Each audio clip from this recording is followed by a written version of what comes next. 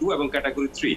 যদি প্রতিদ্বন্দ্বিতার কথা বলেন তাহলে সেখানে ক্যাটাগরি 3 তেই শুধুমাত্র কিছুটা প্রতিযোগিতা বা প্রতিদ্বন্দ্বিতা হবে।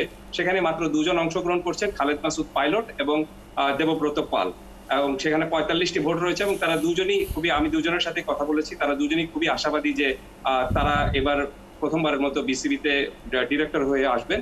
৪৫ টা ভোটের মধ্যে আপনার ২৮ টা ভোট যিনি পাবেন মোটামুটি তিনি কনফার্ম হয়ে যেতে পারেন। সো এখানেও আরেকটু প্রতিযোগিতা এখানে জমতো যদি আপনার আরেকজন তৃতীয় একজন প্রতিযোগী ছিলেন সিরাজউদ্দিন মোহাম্মদ আলমগীর। তিনি চট্টগ্রাম বিশ্ববিদ্যালয়ের কাউন্সিলর হিসেবে এখানে এসেছিলেন, কিন্তু তিনি প্রত্যাহার করে নিয়েছেন। আর আপনি জানেন যে এবারের এই নির্বাচনটাকে যদি আপনি বলেন তাহলে আমার কাছে মনে হচ্ছে যে এটা প্রচুর বিতর্ক হয়েছে, প্রচুর অনিয়ম হয়েছে।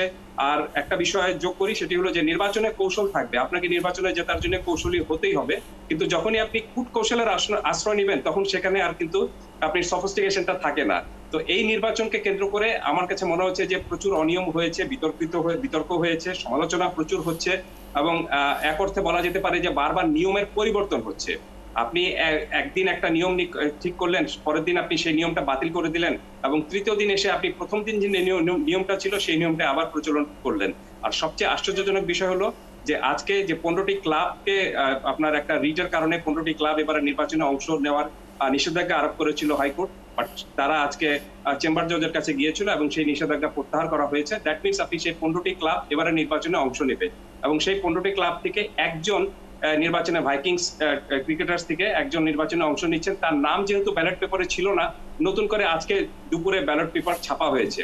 তো আপনি বলুন যে তিনি মাত্র ২৪ ঘন্টাও সময় পেলেন না ইলেকশন ক্যাম্পেইন করার জন্য, তাহলে তাকে এই নির্বাচনে তিনি তার কাউন্সিলরদের কাছে তার যে এতগুলো ভোট রয়েছে, ৭৬টা ভোট রয়েছে, সেই ৭৬ জনের কাছে তিনি কিভাবে যাবেন, কিভাবে কথা বলবেন? তো সবকিছু মিলে মনে হচ্ছে আমার কাছে এই নির্বাচনটা যেরকম ভাবে আপনার নিয়ম তান্ত্রিক ওয়েতে হওয়া উচিত ছিল এবং যেরকম সৌহার্দ্য বা আপনার এক ধরনের সফিস্টিকেটেড কায়দা হওয়া উচিত ছিল, সেই ধরনের কোনো সফিস্টিকেশনের কোনো মাত্রাই এখানে নেই এবং পুরোপুরি একতরফা এবং এক পেশে নির্বাচন হচ্ছে, যেটাকে আমরা ক্রিকেটের ভাষায় বলে থাকি যখনই কোনো ম্যাচ জমে না, একতরফা হয়, তখন সেটাকে আমরা বলি যে ম্যাড়মেড়ে ম্যাচ। তো আমার মনে হচ্ছে যে এবারের এই নির্বাচনটাও একেবারে পুরোপুরি ওয়ান সাইডেড অ্যাফেয়ার্স এর মতো হতে যাচ্ছে। আচ্ছা, আমি একটু এমএম কাছ থেকে একটা প্রশ্ন করতে চাই। আপনি আমাকে একটু কাইন্ডলি বলবেন, এই নির্বাচনটা হওয়ার মাধ্যমে ক্রীড়াঙ্গনে এই নির্বাচনটা যেটা হচ্ছে আর কি, এর মাধ্যমে ক্রীড়াঙ্গনে গণতন্ত্রের যে আপনার একটা প্রসার অথবা গণতন্ত্রায়ন যে ব্যাপারটা, সেটা কি আসলে আপনার উজ্জ্বল হলো?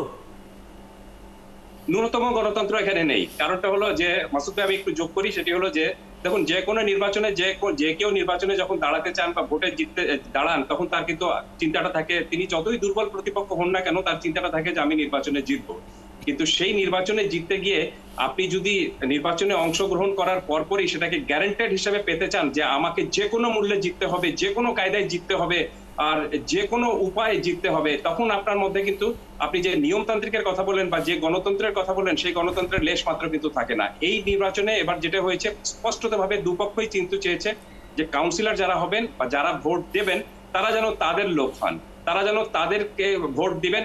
এই কারণে তারা আগে থেকে সেট করা কাউন্সিলর ঠিক করতে চেয়েছিলেন, অর্থাৎ ছক সাজিয়ে কিন্তু নির্বাচনে অংশগ্রহণ করার একটা টেন্ডেন্সি ছিল, সেটা দুপক্ষেরই ছিল। আমি যদি বলি যে কোনো এক পক্ষের ছিল তাহলে সেটা ভুল হবে।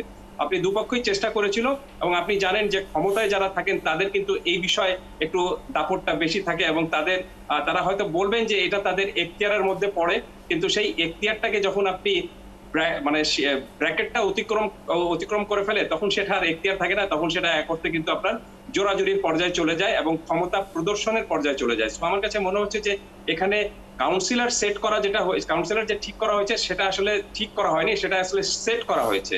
অর্থাৎ কাউন্সিলর যারা হবেন সেই ছক সাজিয়ে কিন্তু এই নির্বাচনে অংশগ্রহণ হচ্ছে এবং এটা দেখে যারা এই লড়াইয়ে থাকতে পারেননি, এই ছক সাজানোর এই বিষয়ে থাকতে পারেননি, তারা এখান থেকে আলগোছে সরে গিয়েছেন এবং আপনার এই নিজেদেরকে প্রত্যাহার করে নিয়েছেন। আমার কাছে বলতে চাই, এই উত্তরটা আপনি দেবেন কিনা আপনার ব্যাপার, ছোট করে প্রশ্ন করছি, এই উত্তরটা দেবেন কিনা আপনার ব্যাপার। তবে আমার জানতে মন চায় আর কি, এই যে পুরো ঘটনা যেখানে গণতন্ত্র কলঙ্কিত হলো, এর জন্য দায়ী কে? কাকে দায়ী করবেন আপনি? আমি মনে করি যে এটা সিস্টেমটা দায়ী। হয়তো আমার এই ব্যাখ্যাটাকে আপনি একটু মনে করবেন যে আমি হয়তো ডিফেন্ড করছি কাউকে, কিন্তু এটা আপনি যেই আসুক, ক্ষমতায় যে আসুক, তারা কিন্তু এটাকে ইউজ করবে।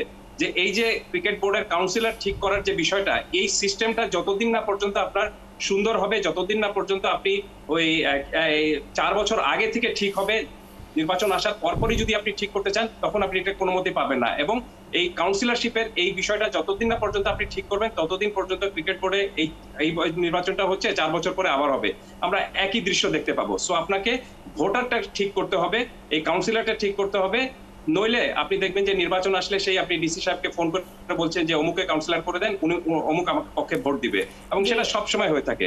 জনাব এম এম কায়সার, দুঃখিত আপনাকে থামাতে হচ্ছে, আমাদের সময় আসলে একদম শেষ। অনেক ধন্যবাদ আমাদের সাথে যুক্ত হওয়ার জন্য আপনাকে।